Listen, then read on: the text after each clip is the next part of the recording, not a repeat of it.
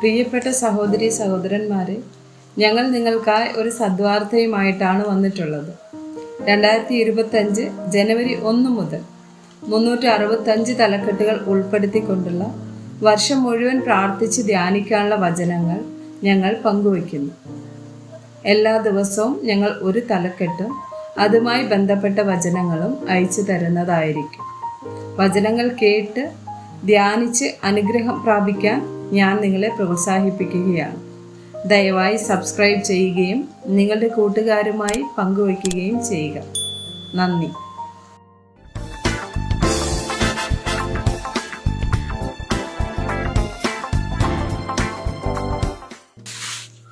ദിവസം 4.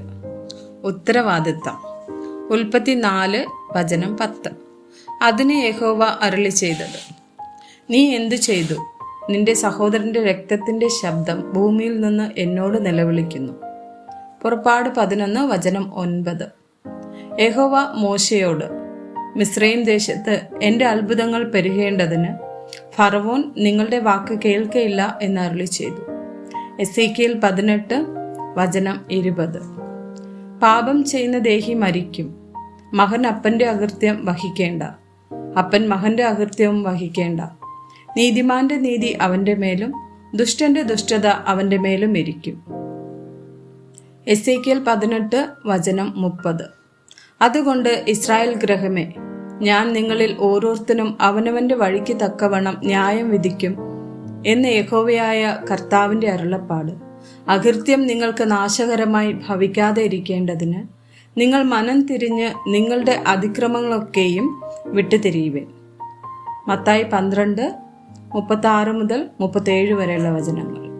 എന്നാൽ മനുഷ്യർ പറയുന്ന ഏത് നിസ്സാര വാക്കിനും ന്യായവിധി ദിവസത്തിൽ കണക്ക് ബോധിപ്പിക്കേണ്ടി വരുമെന്ന് ഞാൻ നിങ്ങളോട് പറയുന്നു.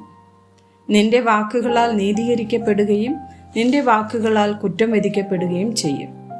മത്തായി 18 വചനം 23. സ്വർഗരാജ്യം തൻ്റെ ദാസന്മാരുമായി കണക്ക് തീർപ്പാൻ ഭാവിക്കുന്ന ഒരു രാജാവിനോട് സദൃശ്യം. മത്തായി 25 വചനം 32. സകല ജാതികളെയും അവൻ്റെ മുമ്പിൽ കൂട്ടും. അവൻ അവരെ ഇടയൻ ചെമ്മരിയാടുകളെയും കോലാടുകളെയും തമ്മിൽ വേർതിരിക്കുന്നത് പോലെ വേർതിരിക്കും. യോഹന്നാൻ 12 വചനം 48. എൻ്റെ വചനം കൈക്കൊള്ളാതെ എന്നെ തള്ളിക്കളയുന്നവനെ ന്യായം വിധിക്കുന്നവൻ ഉണ്ട്. ഞാൻ സംസാരിച്ച വചനം തന്നെ അവസാന നാളിൽ അവനെ ന്യായം വിധിക്കും.